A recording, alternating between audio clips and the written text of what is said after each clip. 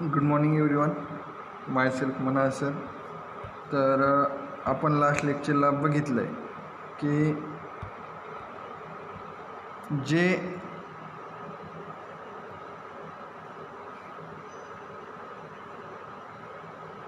Spillway आहे त्याचे जे इफेक्ट आहे ती वन बाय वन आपण बघितले. त्यामध्ये डेप्थ ऑफ अपॉर्च मीन्स काय, कसा त्याचं फॅक्टर पडत आहे, बरोबर. त्याच पद्धतीनं relation of the actual crest shape to the ideal nappe shape. त्याच पद्धतीनं थर्ड जो आहे की अपस्ट्रीम फेस शेप. त्याच पद्धतीने फोर्थ जो आहे डाऊनस्ट्रीम अपॉन इंटरफेस. आणि पाचवा जो आहे डाऊनस्ट्रीम सबमर्जन्स. या पद्धतीने याचे जे फॅक्टर पडतात ते आपण वन बाय वन आपण काय केलं आहे, स्टडी केला. आता त्यानंतर आपण नेक्स्ट पॉईंट जो घेणार आहोत की spillway profile with breast wall. Spillway profile with breast wall, बरोबर. त्यामध्ये जर बघितलं तर spillway is generally the ogee crested. Spillway is generally ogee crested types are sometime provide with a breast well from various consideration such as increasing the regulating storage of food. त्याच पद्धतीने discharge, reducing the height of the gate, minimizing the cost of the gate. त्याच पद्धतीनं operating mechanism. त्याच पद्धतीने आपण सांगू शकतो की for the spillway with breast wall the following parameters are required to be determined. तर त्यामध्ये जर बघितलं की प्रोफाईल ऑफ द स्पिलवे, त्यामध्ये crest including the upstream and downstream quadrant. त्याच पद्धतीने profile of the bottom surface of the breast wall. त्याच पद्धतीने estimation of discharge efficiency of the spillway.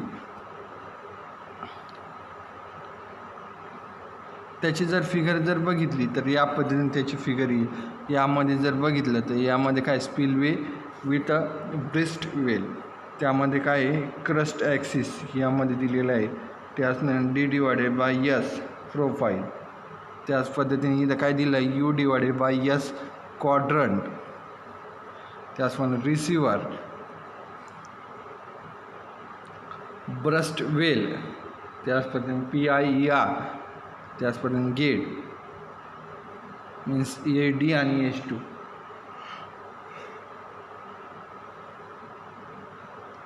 या पद्धतीने आपल्याला व्हॅल्यू दिलेली आहे. या आपण spillway with a breast wall. त्यानंतर आपण सेकंड जो बघणार आहोत की safety consideration consist with economy. Safety consideration consist with economy. त्यामध्ये जर बघितलं की spillway structure add substantially to the cost of dam. In selecting a types of spillway for a dam, economically in cost should not be the only certain. The cost of spillway must be weighted in the light of safety required below the dam. जो spillway आपण तयार करतो धरण, तर त्याच्यासाठी काय cost जास्त महत्त्वाची आहे. कॉस्ट काय होते, जास्त लागतात. की spillway structure add substantially to the cost of a dam. In selecting a types of spillway from a dam, economically in cost should not be the only criterion.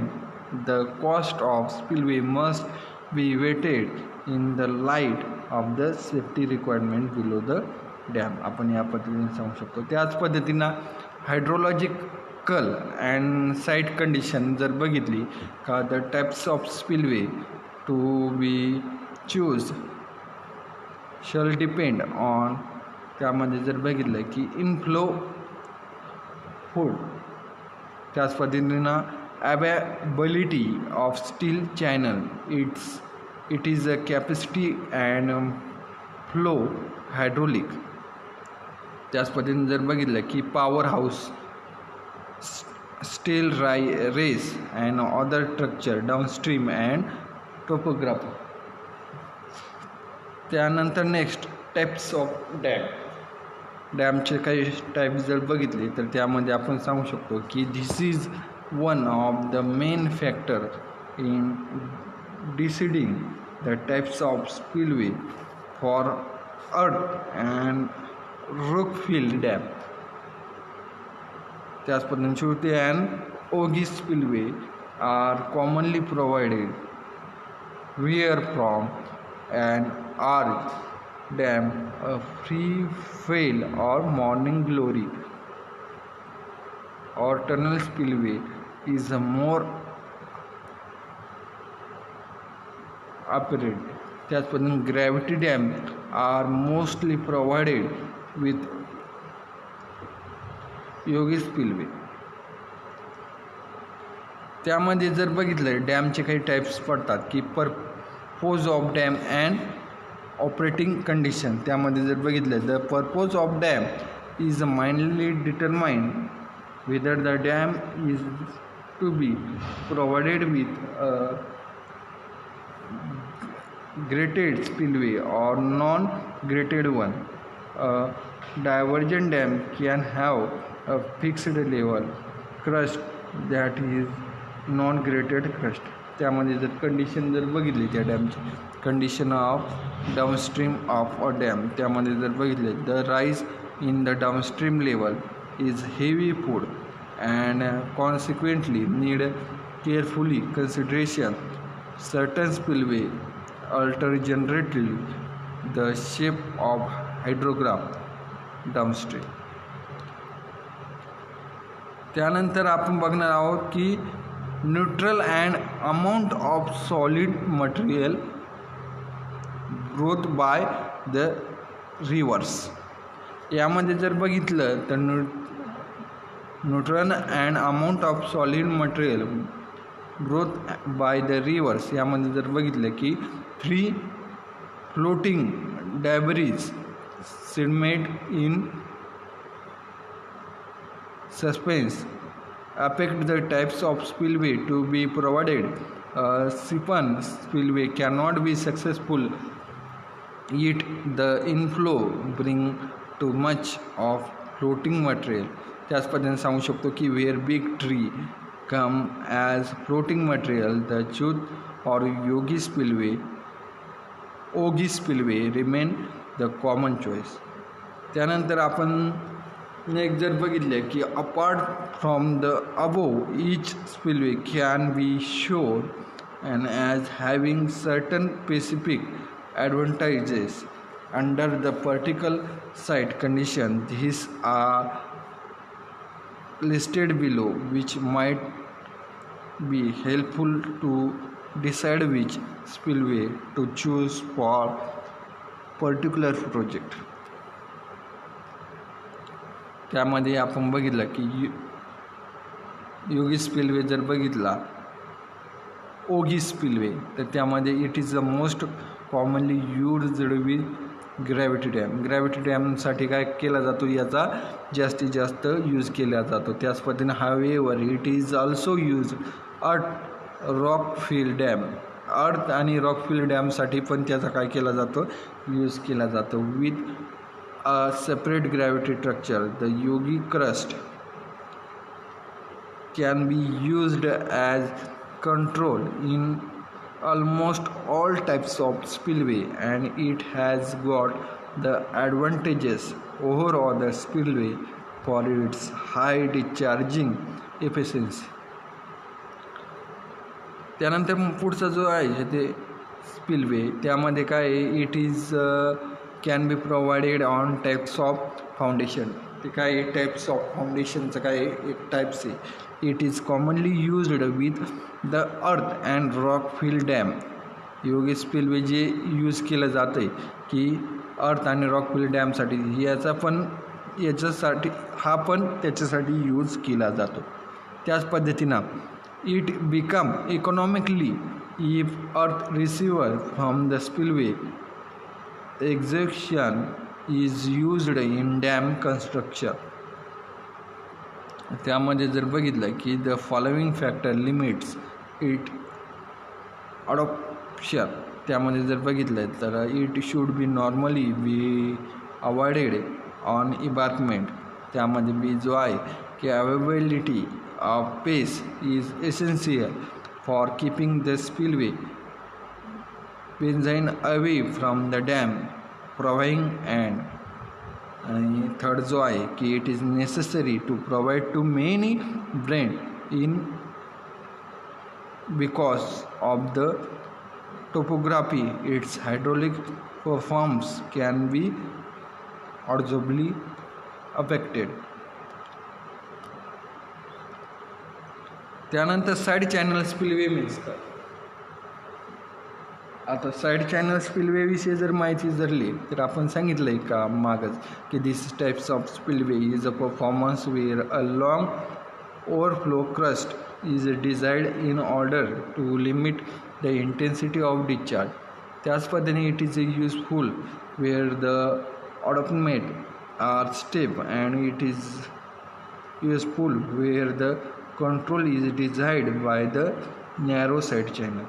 The factor limiting its adoption is that this types of spillway is hydraulically less efficient. त्याच पद्धतीनं शेफ्ट spillway means का. आता शेफ्ट spillway विषयी जर बघितलं की this can be adopted very advantageously in dam site in narrow canyon site and जो भी आहे की minimum discharging capacity is attained at relatively low head. This characteristic make the spillway ideal where the maximum spillway overflow is to be limited. This characteristic become understandable where a discharge more than the design capacity is to be passed, so it can be used as spillway in conjunction with an emergency spillway. यामध्ये काय सांगू शकतो आपण की शेफ्ट spillway means काय. This can be adopted very advantageously in dam site in narrow corners.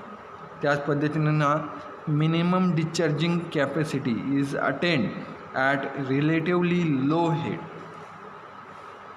Minimum discharging capacity is attended at relatively low head आपण या पद्धतीने सांगू शकतो. त्याच पद्धतीने सिपन स्पिलवे याच्याविषयी जर बघितलं तर सिपन स्पिलवे मीन्स काय की siphon spillway can be used to discharge full capacity discharge and relatively low head and great advantages of these types and spillway. It is a positive and automatic operation without mechanical device and moving part.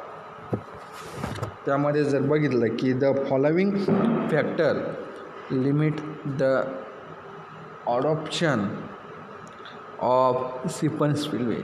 It is difficult to handle flow material greater than design capacity even if the receiver head exceed the design level. त्याच पद्धतीने siphon spillway cannot pass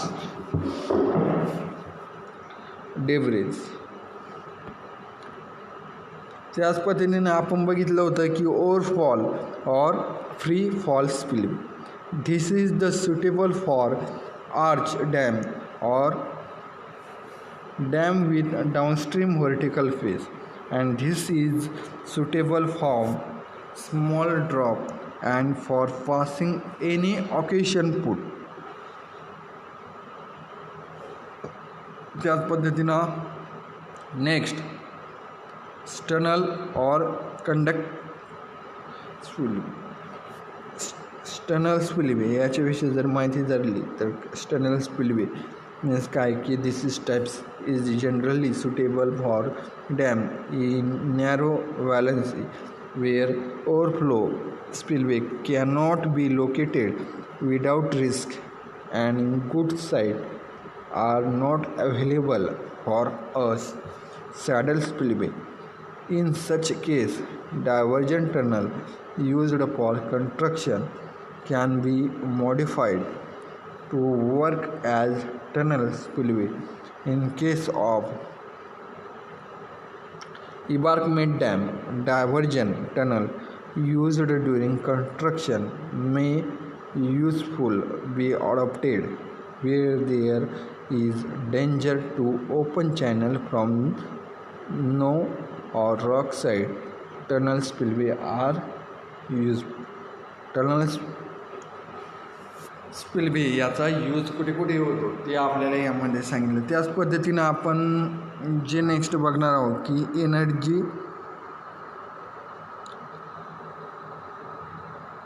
energy डिस्पार्टर. तर त्यामध्ये जर बघितलं तर different types of energy डिस्पार्टर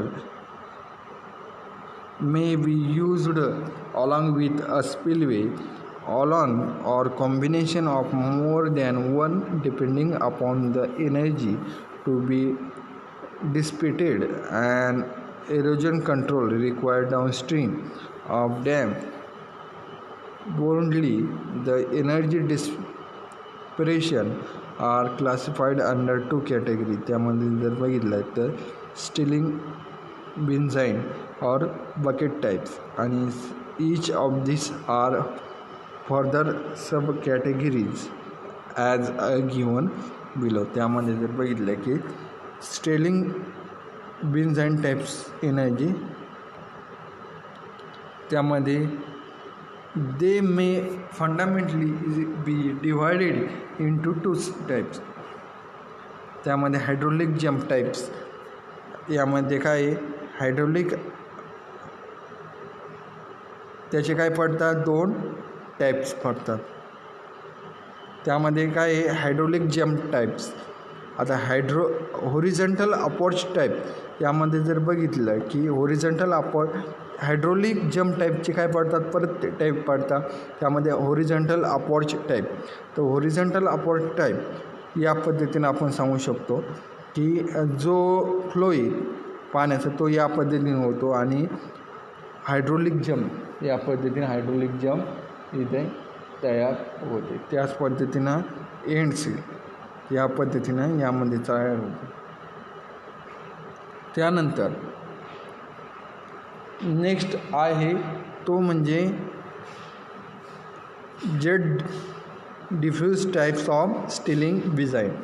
यामध्ये जर बघितलं sloping approach type figure number 39 जर बघितली तर त्या पद्धतीने आपण हे सांगू शकतो. त्यानंतर नेक्स्ट इंटरॅक्टिंग जेट या पद्धतीने आपण सांगू शकतो. तर यानंतरचं जे लेक्चर आहे ते नेक्स्ट लेक्चरला आपण त्याच्याविषयी माहिती बघूया. Okay, thank you.